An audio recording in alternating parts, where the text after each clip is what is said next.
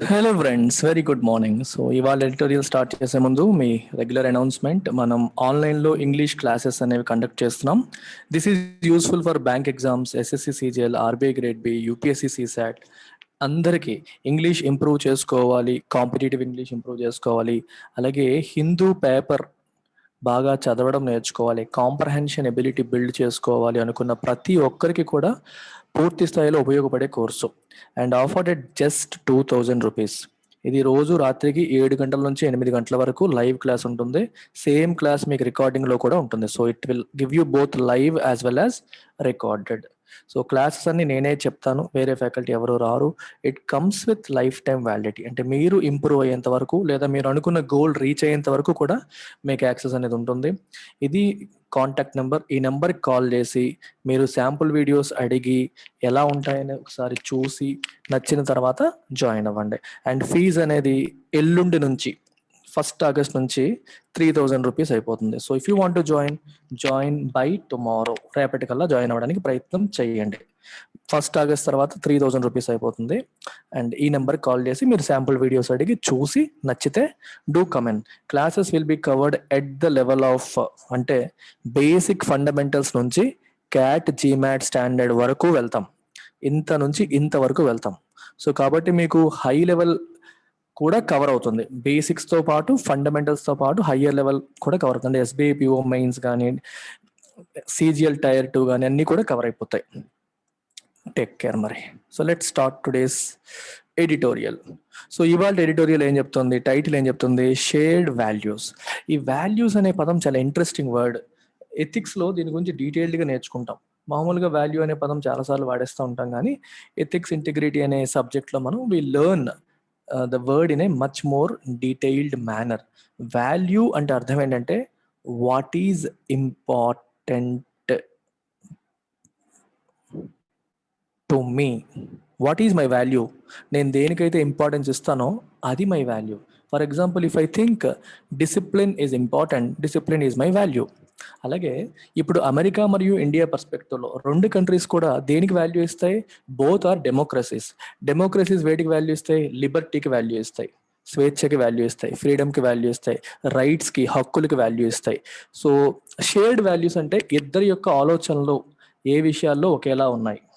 Shared అంటే ఇద్దరు ఒకే రకంగా ఆలోచించుకుంటున్నారు అనమాట. అంటే ఇప్పుడు ఆఫ్ఘనిస్తాన్ ఉంది, ఆఫ్ఘనిస్తాన్లో అమెరికా యొక్క పాలసీ, ఇండియా యొక్క పాలసీ ఒకేలా ఉందనుకోండి, so it is a shared value. వేరేలా ఉందనుకోండి, అది డిఫరెన్షియేటెడ్, షేర్డ్ కాదు. ఇద్దరు ఒకే మాట మీద లేరు, ఒకే ఒపీనియన్తో లేరు. Shared values are common values where both countries have similar opinion towards a subject. ఒక పర్టికులర్ విషయంలో ఇద్దరికి సిమిలర్ ఒపీనియన్ ఉంది అని అర్థం అన్నమాట. India and the US have a lot in common. ఇద్దరికి చాలా విషయాలు కామన్గా ఉన్నాయి. But it is the differences that need attention. కానీ డిఫరెన్సెస్ కూడా ఉన్నాయి. సో డిఫరెన్సెస్ పైన మనం అటెన్షన్ పే చేయాలి. So it is the differences that need attention. US secretary of state, మన దేశంలో ఫారెన్ మినిస్టర్ అంటాం కదా, అక్కడ సెక్రటరీ ఆఫ్ స్టేట్ అని అంటారు. Antony Blinken's day visit to Delhi this week was heavy on discussions and understandably light on deliverables. So America యొక్క మన పరిభాషలో foreign minister Antony Blinken 1 day విజిట్కి ఢిల్లీ వచ్చారు. And it was heavy on discussions. చాలా చర్చలు చాలా ఎక్కువ జరిగాయి.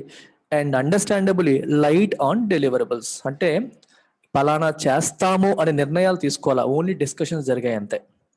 It was light on deliverables, పలానా డెలివర్ చేస్తాం, 2 దేశాలు కలిపి పలానా నిర్ణయం తీసుకున్నాం అనేది అయితే లేదు. డిస్కషన్స్ మాత్రం చాలా హ్యాపీగా జరిగాయి. The visit, the third by a senior US official of the Biden administration, was meant to prepare the way for more substantive meetings in Washington later this year, including the US-India 2+2 of foreign and defense ministers, the Quad summit of its leaders, and a bilateral meeting between the Prime Minister Narendra Modi and US President Joseph Biden. ఇంత పెద్ద sentence. The visit అంటే ఆయన పర్యటన. The third by a senior US official, ఇది 3వ పర్యటన by a senior US official of Biden admin. Joe Biden వచ్చిన తర్వాత ఒక సీనియర్ అఫీషియల్ ఇండియాకి విజిట్ చేయడం అనేది 3వది. ఇది ఎందుకోసం వచ్చింది? It was meant to prepare the way for more substantive meetings, future లో జరగబోయే ఇంకా ఇంపార్టెంట్ మీటింగ్స్, సబ్స్టాంటివ్ అంటే ఇంపార్టెంట్ మీటింగ్స్ ఉన్నాయి వాషింగ్టన్ లో జరగబోయేవి. ఏంటవి? Including the US India 2+2 of foreign and defence ministers. 2+2 అంటే అర్థం ఏంటంటే రెండు దేశాలు, ఇది ఇండియా అనుకోండి, ఇది యుఎస్ అనుకోండి, రెండు దేశాల మధ్యలో ఉన్న డిఫెన్స్ మినిస్టర్స్, ఫారెన్ మినిస్టర్స్. ఆ దేశంలో డిఫెన్స్ మినిస్టర్, మన దేశంలో డిఫెన్స్ మినిస్టర్. ఆ దేశంలో ఫారెన్ మినిస్టర్, మన దేశంలో ఫారెన్ మినిస్టర్. అంటే విదేశీ వ్యవహారాల మంత్రిత్వ శాఖ మరియు రక్షణ. సో వీళ్ళిద్దరూ ఎంగేజ్ అవ్వడం, వీళ్ళిద్దరూ ఎంగేజ్ అవ్వడం. సో ఇక్కడిద్దరు, ఇక్కడిద్దరు. 2+2. 2+2 is the highest level, high level meeting between the defence and foreign ministers of 2 countries అనమాట. దాన్ని 2+2 అంటారు. సో యుఎస్ కి ఇండియాకి మధ్యలో ఈ 2+2 మీటింగ్ వాషింగ్టన్ లో, అంటే అమెరికా రాజధాని వాషింగ్టన్ లో జరగబోతోంది. దానికి గ్రౌండ్ ప్రిపేర్ చేయడం కోసం ఒక రకంగా ఈయన వచ్చినట్టుగా ఉంది. రెండవది quad summit of it's leaders. Quad అంటే ఏంటి? ఇప్పుడు మనకి యుఎస్, ఆస్ట్రేలియా, జపాన్, ఇండియా, ఈ 4 దేశాలు కలిపిన కూటమిని క్వాడ్ అంటారు అనమాట. ఈ 4 దేశాలు కలిపి శిఖరాగ్ర సమావేశం, సమ్మిట్ అంటే ఆ దేశాలకు సంబంధించిన అత్యున్నత లీడర్స్ కలిసి ఒక మీటింగ్ లో పార్టిసిపేట్ చేసేదని సమ్మిట్ అంటాం. Summit is the highest level meeting, అంటే హైయెస్ట్ లెవెల్ అఫీషియల్స్ మధ్యలో జరిగే మీటింగ్ ని సమ్మిట్ అంటారు. ఈ 4 దేశాల ప్రధానమంత్రులు లేకపోతే అధ్యక్షులు, వాళ్ళ దేశం యొక్క రాజ్యాంగాన్ని బట్టి ఎవరైతే హైయెస్ట్ లెవెల్ ఉంటారో వాళ్ళ నలుగురు కలిపి చేసే మీటింగ్ క్వాడ్ సమ్మిట్. అది జరగబోతోంది next. And bilateral meeting between prime minister Narendra Modi and US president Joseph Biden. Joe Biden కి మోదీ గారికి సెపరేట్ గా ఒక బైలేటరల్ మీటింగ్ కూడా ప్లాన్ చేశారు.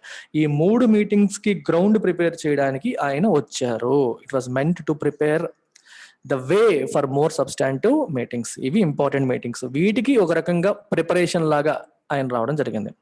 Public statements by mister Blinken and external affairs minister S. Jaishankar and readouts indicate that most of their conversations are focused on Quad cooperation in the Indo-Pacific, Afghanistan, and in discussing the state of democracy and rights. So mister Blinken and external affairs minister Jaishankar ఇద్దరు కలిపి ఇచ్చిన public statements, అంటే direct గా public లో వాళ్ళు ఇచ్చిన statements మరియు రీడౌట్స్, అంటే మనకి ప్రెస్ కి ఇస్తారు రీడౌట్స్, ఏం జరిగింది మీటింగ్ లో అని చెప్పి. వీటన్నిటి బట్టి ఏం తెలుస్తుంది, ఏం ఇండికేట్ చేస్తుందంటే మోస్ట్ ఆఫ్ దేర్ కన్వర్సేషన్స్, వాళ్ళిద్దరి మధ్యలో జరిగిన చర్చలు, most of them are focused on Quad cooperation. అంటే 4 దేశాలు, ఇండియా, జపాన్, అమెరికా మరియు ఆస్ట్రేలియా, ఈ 4 దేశాల మధ్యలో ఇండో పెసిఫిక్ రీజియన్ లో, ఇండో పెసిఫిక్ రీజియన్ అంటే ఇది, అంటే ఇండియన్ ఓషన్ మరియు పసిఫిక్ ఓషన్ ఈ సర్కిల్ చేసిన ఈ రీజియన్ అన్నమాట. ఇది ఏదైతే మనకి హైలైట్ అయ్యి ఉందో ఆ రీజియన్ ఇండో పసిఫిక్ రీజియన్ అంటారు. ఆ రీజియన్ లో మనకి కోఆపరేషన్ కోసం. అండ్ ఆఫ్ఘనిస్తాన్ విషయంలో ఏంటి స్ట్రాటజీ? ఆఫ్ఘనిస్తాన్ లో if you see, America has withdrawn its troops, తన ట్రూప్స్ ని, తన బలగాల్ని విత్డ్రా చేసింది ఆఫ్ఘనిస్తాన్ నుంచి. సో ఆఫ్ఘనిస్తాన్ నుంచి అమెరికా వెనక్కి వెళ్ళిపోయింది.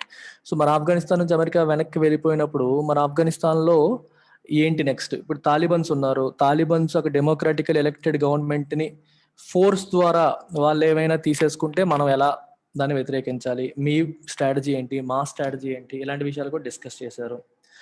రెండవది, and in discussing the state of democracy and rights, ప్రజాస్వామ్యం ఎలా ఉంది, అమెరికాలో ఎలా ఉంది, ఇండియాలో ఎలా ఉంది, ప్రజల హక్కులకు సంబంధించిన అంశాలు, వీటన్నిటిని డిస్కస్ చేశారని తెలుస్తోంది.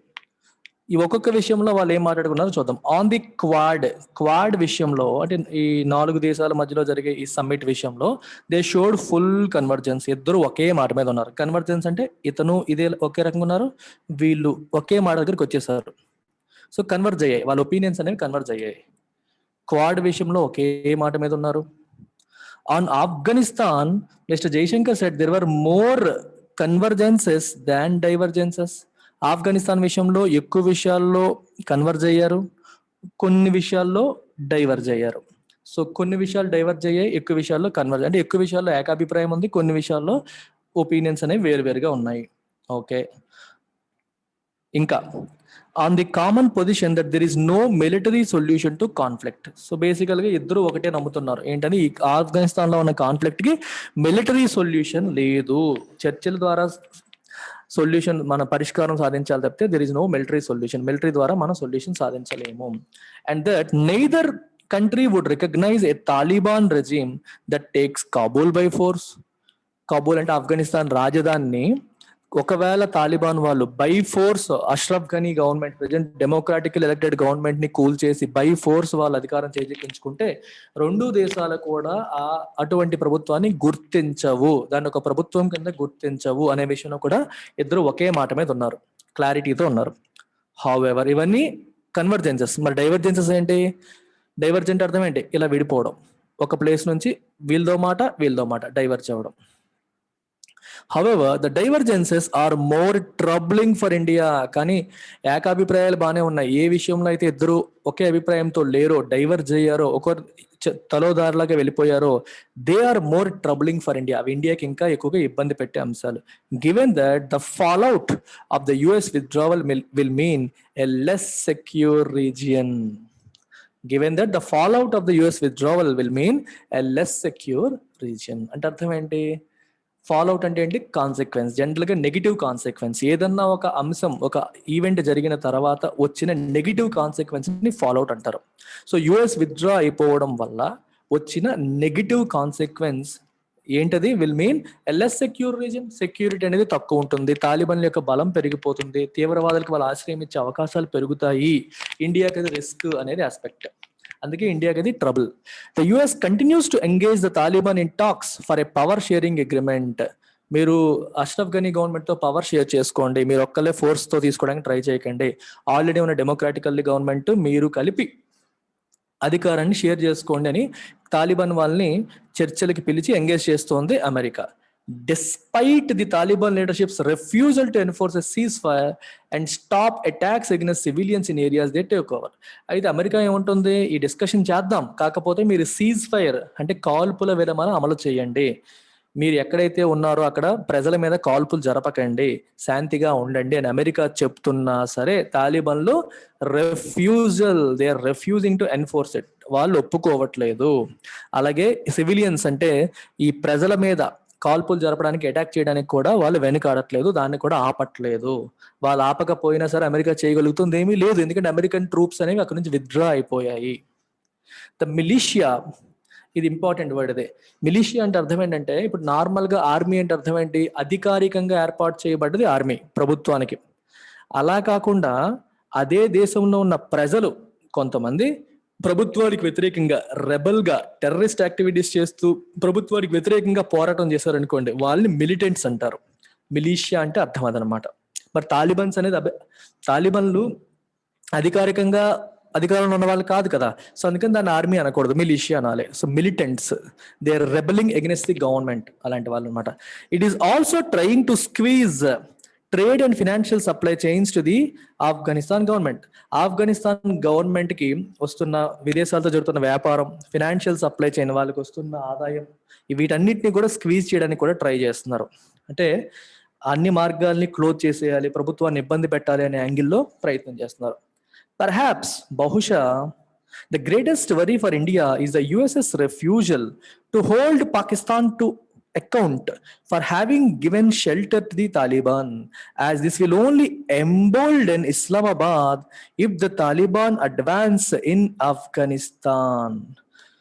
ఇండియాకి గ్రేటెస్ట్ వర్రీ ఏంటి అంటే అమెరికా యొక్క రిఫ్యూజల్. దేనికి refusal? To hold Pakistan to account, అంటే పాకిస్తాన్ ని బాధ్యులను చేయడం విషయంలో అమెరికా రిఫ్యూజ్ చేసింది. So America is not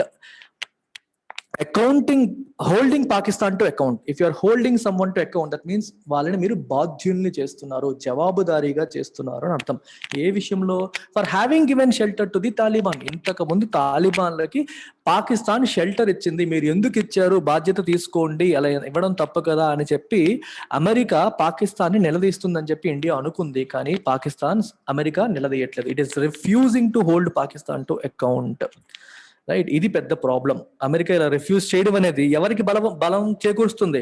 this will only ఎంబోల్డన్ Islamabad కి అది ఎంబోల్డన్ చేస్తుంది if the Taliban advance in Afghanistan. మీరు ఒకసారి మొత్తం ఈ సీక్వెన్స్ ఆఫ్ ఈవెంట్స్ ని ఒకసారి చూడండి. ఇప్పుడు ఇది ఆఫ్ఘనిస్తాన్ లో ఒక డెమోక్రాటికల్ గవర్నమెంట్ ఉంది, దాని యొక్క ప్రైమ్ మినిస్టర్ ప్రెసిడెంట్ అష్రఫ్ ఘనీ. అండ్ తాలిబన్స్ మిలిటెంట్స్ వీళ్ళు ఉన్నారు. ఇది పక్కన పాకిస్తాన్ ఉంది. ఒకప్పుడు పాకిస్తాన్ తాలిబన్లకి షెల్టర్ ఇచ్చింది. అమెరికా దీన్ని క్వశ్చన్ చేస్తుంది, పాకిస్తాన్ని అకౌంటబుల్ చేస్తుంది అని చెప్పి ఇండియా ఎక్స్పెక్ట్ చేస్తుంది. కానీ అమెరికా పాకిస్తాన్ని క్వశ్చన్ చేయట్లేదు. క్వశ్చన్ చేయకపోవడం వల్ల ఏమవుతుంది, రేపు పొద్దున్న అష్రఫ్ ఘనీ గవర్నమెంట్ అనేది వెనక్కి వెళ్ళిపోయి తాలిబాన్ గవర్నమెంట్ అనేది ఆఫ్ఘనిస్తాన్లో వచ్చింది అనుకోండి, పాకిస్తాన్కి ఆల్రెడీ తాలిబాన్తో మంచి రిలేషన్స్ ఉన్నాయి కాబట్టి వీళ్ళకి బలం పెరుగుతుంది, వాళ్ళు ఎంబోల్డెన్ అవుతారు అనేది ఇండియా యొక్క వర్రీ. ఇదనమాట ఓవరాల్ కథ. న్యూఢిల్లీ టిప్టోడ్ అంటే అవాయిడ్ టాకింగ్ అబౌట్ ఇట్. అంటే ఒక విషయం ఉంది, ఒక సెన్సిటివ్ సబ్జెక్ట్ ఉంది, ఆ సెన్సిటివ్ సబ్జెక్ట్ గురించి మాట్లాడితే ప్రాబ్లమ్స్ వస్తాయి అనుకునే సబ్జెక్ట్స్ ఉన్నాయనుకోండి, దాని గురించి మాట్లాడడం ఎందుకని దాన్ని అవాయిడ్ చేసి దాని గురించి డిస్కస్ చేయకుండా వెళ్ళిపోయాం అనుకోండి, దాన్ని టిప్టో అంటారు. Tiptoe means to avoid discussing a sensitive or a controversial subject, issue అని అర్థం అనమాట. ఏ విషయాన్ని? New Delhi tiptoed around the US's announcement of a new quad with Uzbekistan, Afghanistan, Pakistan on connectivity. మనతో యుఎస్, ఆస్ట్రేలియా, జపాన్, ఇండియా కలిపి ఒక క్వాడ్ ఆల్రెడీ ఉంది. ఇది కాకుండా ఇంకొక క్వాడ్ అనౌన్స్ చేసింది. యుఎస్, ఉజ్బెకిస్తాన్, ఆఫ్ఘనిస్తాన్, పాకిస్తాన్ ఈ నాలుగింటికి మధ్యలో కనెక్టివిటీకి ఇంకొక క్వాడ్ అనౌన్స్ చేసింది. ఇండియా ఈజ్ నాట్ కంఫర్టబుల్, ఎందుకంటే పాకిస్తాన్తో కలిపి అమెరికా ఒక గ్రూప్ ఏర్పాటు చేయడం అనేది ఇండియాకి అంతా రుచించదు. కానీ ఆ విషయాన్ని అది వాళ్ళ ఇంటర్నల్ వ్యవహారం, ఇండియా మాట్లాడడానికి కుదరదని ఇండియా టిప్టో చేసిందని దాని గురించి డిస్కస్ చేయలేదు, ఊరుకుండిపోయింది. But this is another cause for worry. కానీ ఇది అనదర్ కాజ్ ఫర్ వరీ. అర్థమైందా? Right. On the subject of democratic freedoms విషయంలో బోత్ సైడ్స్, రెండు వైపులా కూడా maintained there were shared values ఉన్నాయంటే ఇద్దరు ఒకే మాట మీద చాలా విషయాల్లో ఉన్నారు. ఇద్దరి యొక్క ఆలోచనలు, ఇద్దరి యొక్క ఒపీనియన్స్, ఇద్దరి యొక్క ఆలోచన విధానం చాలా వరకు రెండు దేశాల యొక్క ఆలోచన విధానం ఒకేలాగా ఉందని చెప్పి బోత్ సైడ్స్ మెయింటైన్ చేసే అన్నాయి. However, Mr. Blinken began his meetings with a civil society roundtable. Blinken తన మీటింగ్స్ ని సివిల్ సొసైటీ రౌండ్ టేబుల్ తో మొదలు పెట్టారు. సివిల్ సొసైటీ రౌండ్ టేబుల్ అంటే అర్థమైంది, సివిల్ సొసైటీస్ తో పాటు ఆయన మీటింగ్ చేశారు. సివిల్ సొసైటీస్ కింద ఎవరు వస్తారు? ఎన్విరాన్మెంటల్ యాక్టివిస్టులు, హ్యూమన్ రైట్ యాక్టివిస్టులు, ఎన్జిఓస్, ఇలాంటి స్వచ్ఛంద సంస్థలు, ఇలాంటివన్నీ కూడా సివిల్ సొసైటీస్ కిందకి వస్తాయి. రైట్లు, యాక్టివిస్టులు వీళ్ళందరూ అన్నమాట. వాళ్ళతో మీటింగ్ ఆయన స్టార్ట్ చేశారు. Very internal Indian issues such as minority rights, religious freedoms and curbs on media and dissent were discussed, making it clear that these were important areas for Democrat administration. మరి Blinken తన meeting లో దేని గురించి discuss చేశారు? ఇండియాలో recent గా ఎక్కువగా వినిపిస్తున్న మాటలు మైనారిటీ రైట్స్, అంటే హిందువులు కాకుండా మిగిలిన వాళ్ళ యొక్క హక్కులకి ఉల్లంఘన జరుగుతోందని కంప్లైంట్ ఉంది. Minority rights, religious freedoms, religion పరంగా మనకున్న ఫ్రీడమ్స్ విషయంలో కూడా కొన్ని ఇబ్బందులు, కామెంట్స్ వినిపిస్తున్నాయి అది. And curbs on the media పైన నియంత్రణలు అండ్ డిసెంట్ అంటే వ్యతిరేకత, అంటే మీడియా డిసెంట్. ఇప్పుడు మీడియా పై నియంత్రణ ఒకటి, రెండోది డిసెంట్ అంటే ప్రొటెస్ట్లు, నిరసనలు. ప్రభుత్వం పట్ల ఎవరైనా నిరసన వ్యక్తపరిస్తే వాళ్ళని అణిచివేసే ధోరణి కనిపిస్తుంది. వీటన్నిటి గురించి డిస్కషన్ జరిగింది. Making it clear that these were important areas for democratic administration. ఒక డెమోక్రాటిక్ అడ్మినిస్ట్రేషన్, ప్రజాస్వామ్యబద్ధమైన పరిపాలనలో ఇవన్నీ ఇంపార్టెంట్. ప్రజాస్వామ్యంలో అణచివేత ధోరణి పనికిరాదు. ప్రజల యొక్క హక్కులని, ఫ్రీడమ్ ని భంగం కలిగించే పనులు ప్రభుత్వాలు చేయకూడదు. అందుకే వీటి గురించి కూడా డిస్కషన్ జరిగింది. ఇన్ హిజ్ రిబటల్ అనే పదం ఇంపార్టెంట్ వర్డ్. చూడండి, రిబటల్ అంటే ఫర్ ఎగ్జాంపుల్ మీకు ఒక ఎగ్జాంపుల్ చెప్తాను. చూడండి, ఇద్దరు వ్యక్తులు ఉన్నారు.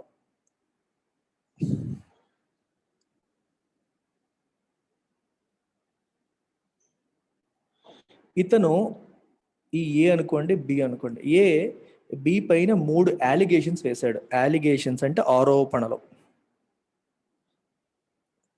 ఎవరైనా చేసినప్పుడు మరి బి ఏం చేస్తాడు? He will answer each one of them. He say, అంటే రిబటల్ అంటే మీనింగ్ ఏంటంటే to say something is not true, మీరు నా పైన వేస్తున్న నిందారోపణలు నిజం కాదు అని ఒక్కొక్క దానికి సమాధానం ఇస్తే, పాయింట్ బై పాయింట్ సమాధానం ఇస్తే దాన్ని ఏమంటాం? రిబటల్ అంటాం. ఏ ఏ ఏరియాల పైన అయితే మీ పైన నిందలు పడ్డాయో ప్రతి ఒక్క దానికి ఆన్సర్ ఇవ్వడాన్ని రిబటల్ అంటాం. To say that whatever you are saying is not true.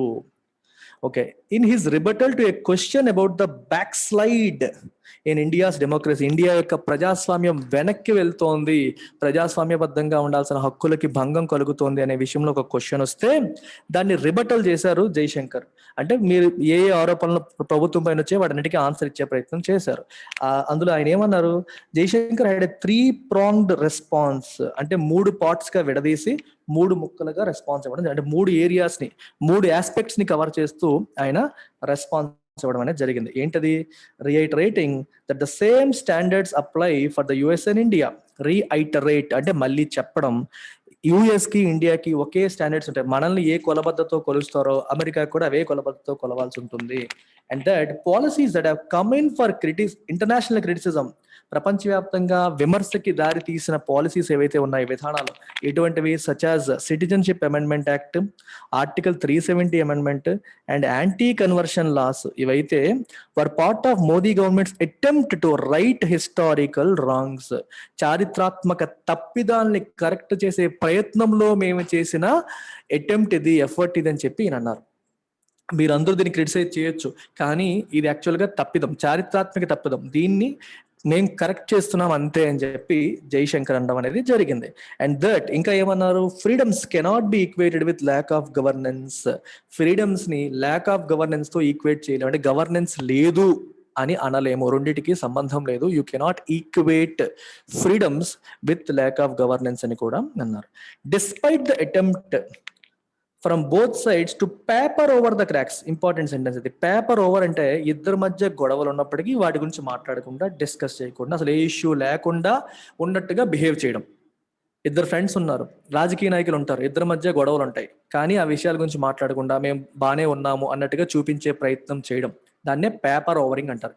Paper over అంటే to try to avoid discussing problems, ఇద్దరి మధ్య ఉన్న ఇష్యూస్ ని, ప్రాబ్లమ్స్ ని. ఇక్కడ ఏం రాశారు? క్రాక్స్. క్రాక్స్ అంటే గ్యాప్స్, ఇద్దరి మధ్య ఉన్న గ్యాప్స్ గురించి మాట్లాడకుండా they try to paper over. Despite the attempt from both sides to paper over the cracks, this is an issue that they will grapple with. Grapple with అంటే deal with. జనరల్గా ఒక important difficult ఇష్యూని deal చేయడానికి grapple with అంటాం. Grapple with is nothing but deal with a difficult issue in the future, even as they build upon the strong comprehensive global strategic partnership.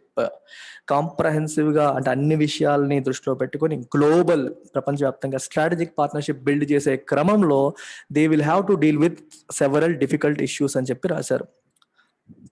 This an issue that they will grapple with. ఏంటిది?